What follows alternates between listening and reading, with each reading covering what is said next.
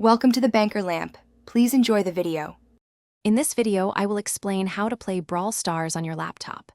The key is using an Android emulator, which creates a virtual mobile environment on your computer. Popular choices include BlueStacks, Nox Player, and LD Player. Before downloading, ensure your laptop meets the emulator's minimum system requirements, typically involving at least 4 GB of RAM and a modern processor, to guarantee smooth gameplay and avoid performance issues. Once you understand emulators, the next step is choosing and installing one.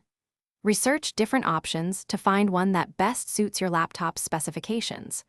Always download the installer directly from the emulator's official website to ensure security and prevent malware. Follow the straightforward on-screen instructions carefully. The installation process usually takes only a few minutes to complete. With your emulator installed, it's time to get Brawl Stars. Open the emulator and sign in with your Google account just as you would on a new phone. Then, navigate to the Google Play Store within the emulator's interface.